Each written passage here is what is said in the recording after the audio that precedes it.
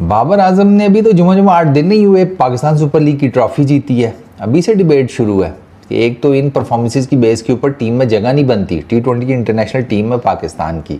दूसरी, कप्तान बनने का तो बिल्कुल ही मत सोचे।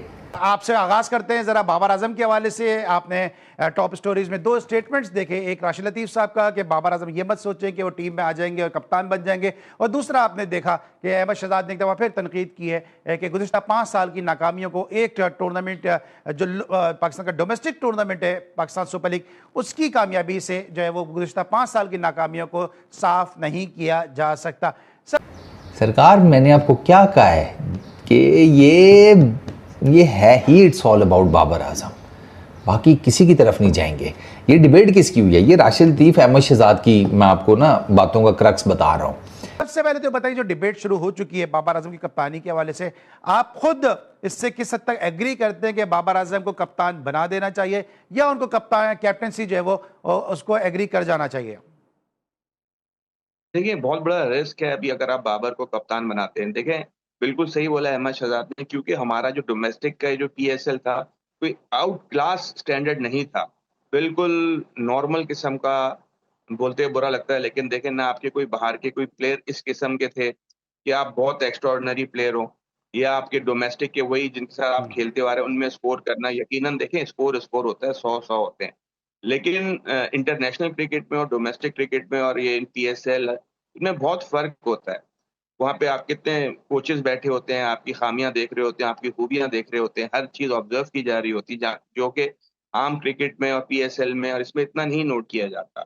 तो देखें, बड़ा रिस्क होगा अगर देखें, अगर उनकी वाक़ई बड़ी अच्छी फ़ॉर्म आ गई, अल्लाह करे, जो हम दुआ करते हैं, तो उनको खेलना चाहिए। उनको अभी इंटरनेशनल में अपने आप को शो करना चाहिए कि वो इस काबिल हैं कि उधर भी स्कोर कर सकते हैं दोबारा।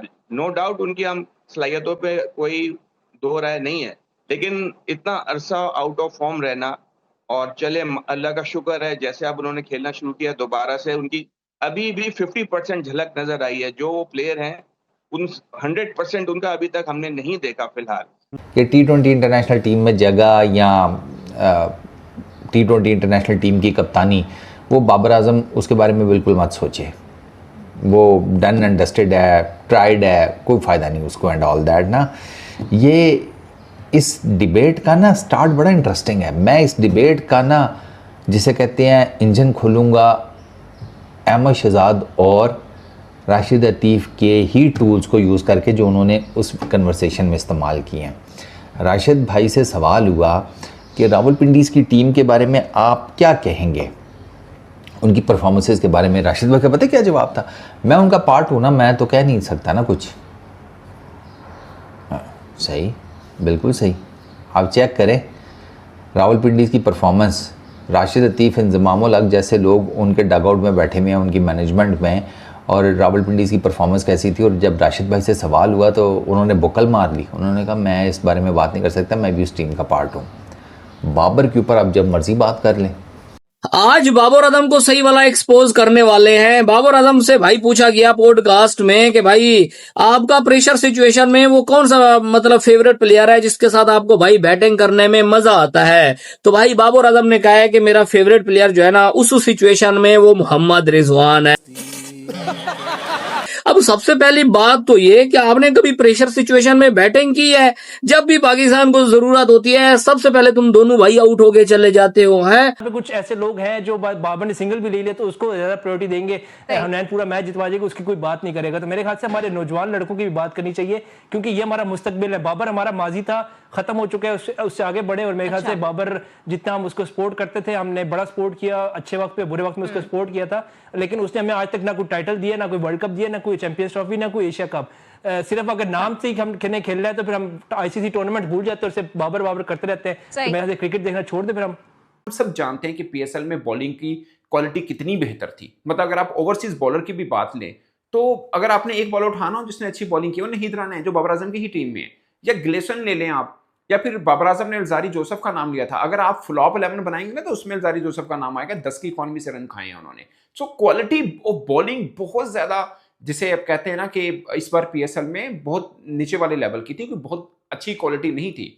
मतलब सुफियान मुकीम अच्छे बॉलर हैं, वो बाबर आजम की टीम में खेल रहे हैं। नहीं राना मेरे ख्याल में फास्ट बॉलर में सबसे अच्छे थे, वो भी बाबर आजम की टीम में थे। मैं ये नहीं कह रहा कि ये दोनों किसी और टीम में तो बाबर रन ना करते, बट मैं ये कह रहा हूं कि इंटरनेशनल में और किसी लीग क्रिकेट में बहुत फर्क है।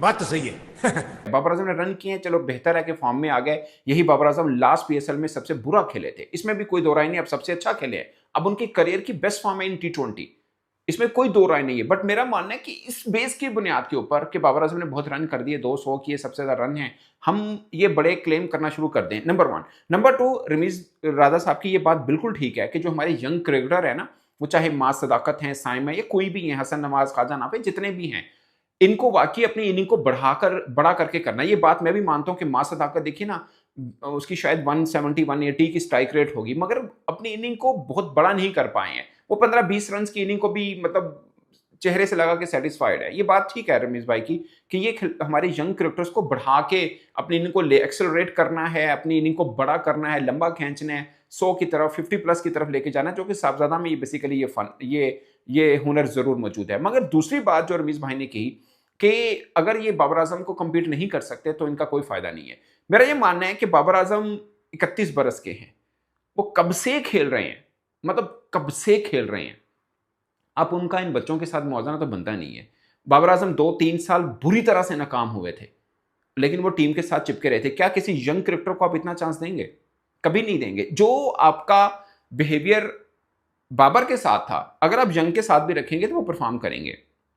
बाकी right player for the right format होना बहुत ज़रूरी है। ये सही है। अच्छा, बाबर आजम का जी PSL अच्छा गया है, PSL जीता भी है, लेकिन कप्तानी नहीं मिलनी चाहिए, पहले ट्राइड हो चुके हैं, कितनी दफ़ा 5 साल उन्होंने कप्तानी की है, क्या आपने जीता है, फलाना टिमकाना, वही सारा कुछ। इसी कन्वर्सेशन में राशिद लतीफ़ और अहमद शहजाद ने बात की। आखिरी मैच में जरूर बहुत अच्छी बैटिंग की थी, लेकिन वो बहुत बैटिंग फ्रेंडली विकेट थी और वो बहुत अच्छा खेले, नो डाउट। लेकिन ये है कि वही मैं आपको बताऊंगा कि बहुत अच्छा स्टैंडर्ड वो भी इतना नहीं था।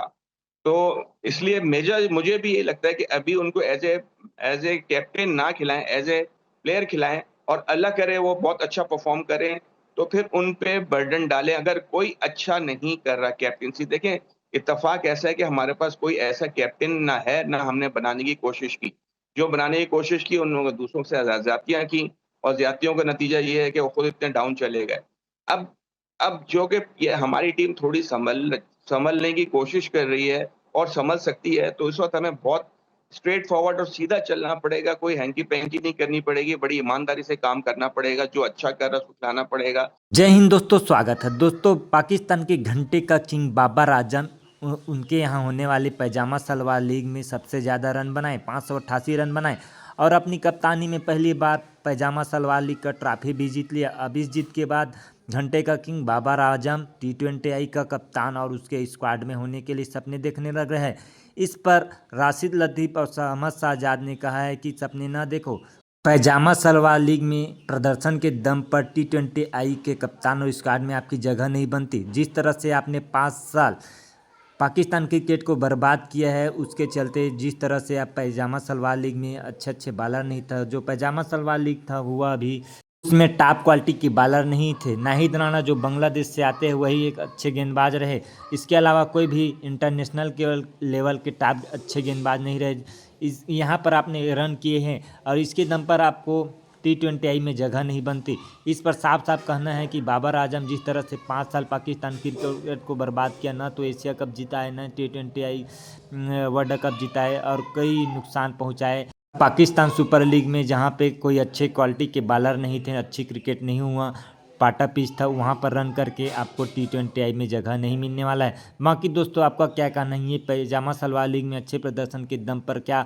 घंटे का किंग बाबर आजम को T20I का कप्तान और उसकी जगह बनेगी या कि नहीं बनेगी? कमेंट में ज़रूर बताइए। वीडियो को लाइक कर दीजिए, चैनल को सब्सक्राइब कर लीजिए। मिलते हैं अगले वीडियो में। जय हिंद, वंदे मातरम।